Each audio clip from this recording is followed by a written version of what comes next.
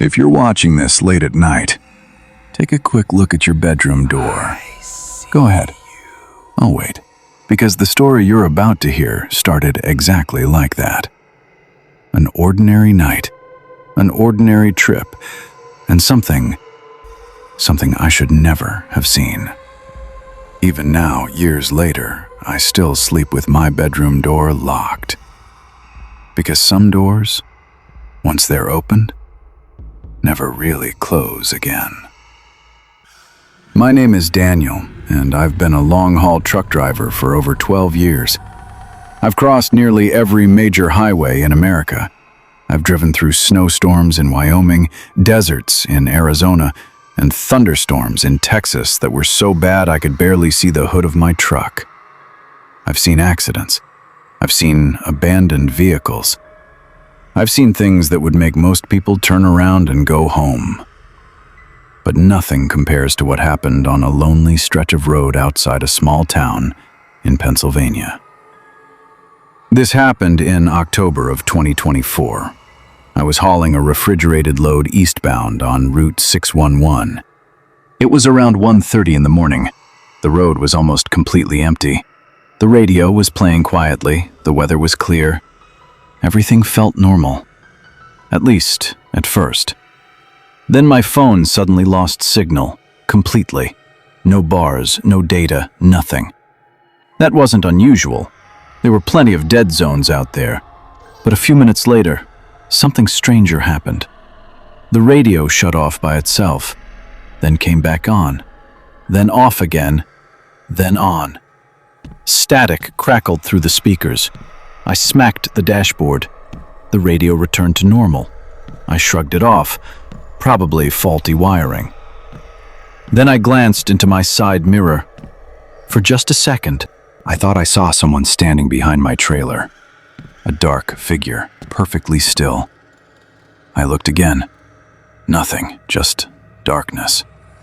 I told myself it was fatigue, a trick of the eyes, but I couldn't shake the feeling that something wasn't right. About 20 minutes later, I stopped at an old gas station. The place looked like it hadn't changed since the 1980s.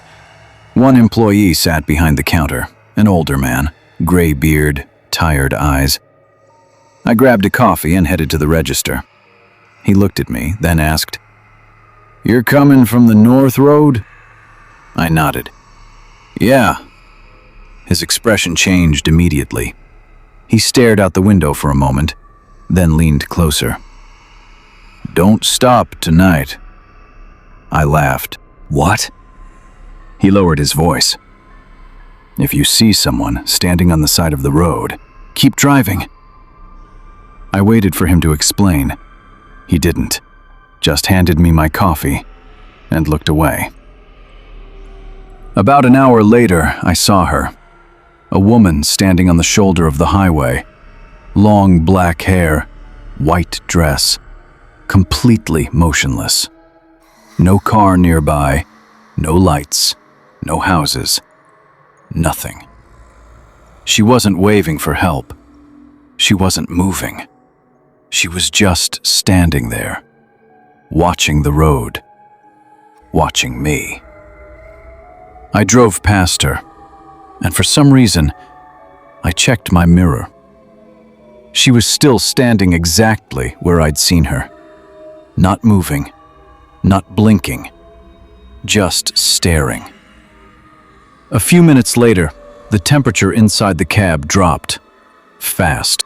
My breath became visible. I turned up the heater. Nothing changed. The cold kept getting worse. Then I heard it. A whisper, very faint, from somewhere behind me. One word. Stop. I nearly jumped out of my seat. I looked into the sleeper compartment. Empty. I checked every mirror. Nothing. The road remained deserted, yet I knew I had heard a voice. I pressed harder on the accelerator. The truck climbed to highway speed. The miles rolled by. Then I looked into my mirror again, and my blood froze. The woman was behind my trailer. Not standing, not walking. Floating. Keeping pace with the truck. At 70 miles an hour. Her hair whipped in the wind. Her eyes were fixed on me. And she was smiling. I jerked my eyes away. My hands tightened around the steering wheel. That's when the first knock came. Bang! From inside the trailer. I nearly swerved. Then another. Bang! And another. Bang! Something was inside. Something that shouldn't have been. The impacts grew louder, more aggressive. Like someone trapped inside was trying to get out. Eventually, I spotted a rest area. I pulled in, my heart hammering. I grabbed a flashlight and climbed out. The parking lot was empty. No other trucks, no people, just silence. I walked toward the trailer. Every instinct told me to leave, but I needed to know. I unlocked the rear doors, pulled them open, and shined my flashlight inside. Nothing. The trailer was empty, completely empty. Then I noticed something on the floor. Wet footprints, bare footprints, leading from the back of the trailer toward the front, toward me.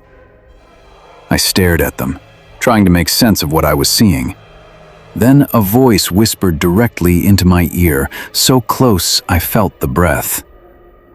"Didn't he tell you not to stop?" I spun around. Nobody, nothing, just darkness. I ran, jumped back into the truck, locked every door, and drove until sunrise. I didn't stop once. Not for fuel, not for food, nothing. When daylight finally appeared, I found the nearest police station. I told them everything, every detail. The officers listened quietly.